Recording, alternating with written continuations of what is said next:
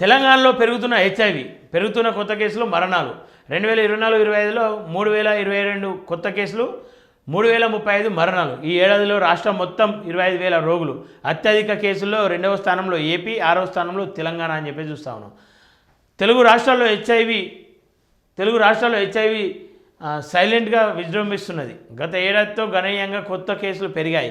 2024-25లో 3035 మరణాలతో తెలంగాణ దేశంలో 4వ స్థానంలో నిలవగా, అదే ఏడాది 125,000 హెచ్ఐవి కేసు రోగులతో దేశవ్యాప్తంగా 6వ స్థానంలో నిలిచింది.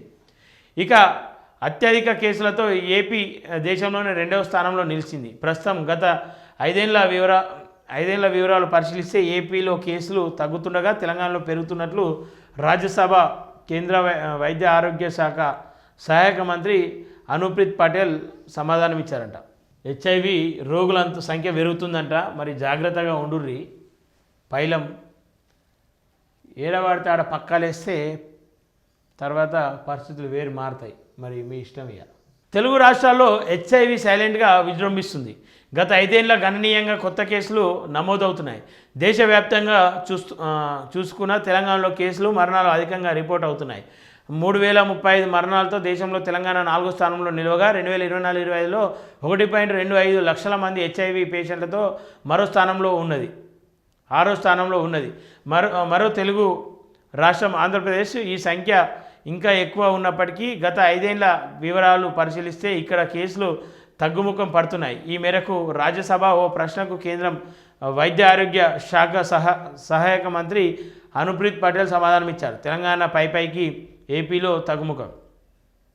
తెలంగాణ 2024-25లో 1,25,383 మంది హెచ్ఐవి పేషెంట్లు ఉన్నట్లు కేంద్ర ప్రభుత్వం రాజ్యసభలో వెల్లడించింది. ఈ సంఖ్య పెరుగుతూ రావడం ఆందోళనకరంగా ఉన్నది. తెలంగాణలో 2020-21లో 1,06,383 మంది హెచ్ఐవి పేషెంట్లు ఉండగా 2021-22లో 1,09,274 మంది పేషెంట్లు, 2022-23లో 1,14,077, 2024లో 1,20,000కు చేరింది. 24-25లో 1,25,000 మందికి చేరిందంట పేషెంట్లు ఉన్నారు. కొత్త కేసులు పెరుగుతూ వచ్చాయి. తెలంగాణలో 2020లో 2,559 కొత్త కేసులు, 21లో 2,007, 22లో 1,947 కొత్త కేసులు, 2023లో 2,962 కొత్త కేసులు, 2024లో 3,000 కొత్త కేసులు నమోదయ్యాయి. కొత్త కేసులు పెరుగుతూ వచ్చాయి. మరణాల సంఖ్య కూడా గణనీయంగానే పెరుగుతూ వస్తుంది. తెలంగాణలో 2020లో 1,523 మంది, 21లో 1,755 మంది, 22లో 2,369 మంది, 22లో 2,369 మంది అంట, 23లో 2,816, 24లో 3,035 మంది హెచ్ఐవితో మరణించారు.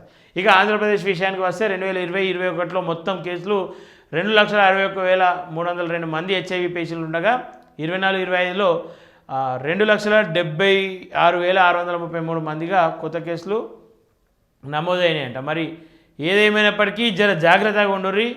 2024లో హెచ్ఐవి పేషెంట్ల సంఖ్యనంట. మహారాష్ట్రలో 3,63,000 మంది, 3,68,000 మంది, ఏపీలో 2,76,000 మంది, కర్ణాటక 2,32,000, తమిళనాడులో 1,58,000, ఉత్తరప్రదేశ్లో 1,47,000, తెలంగాణలో 1.25, గుజరాత్లో 1,00,000 పైచీలకు, బీహార్లో 1,00,000. 2024లో హెచ్ఐవి మరణాలు మహారాష్ట్రలో 6,858 మంది, కర్ణాటక 5,675 మంది, ఏపీలో 4,364, తెలంగాణలో 3,035 మంది.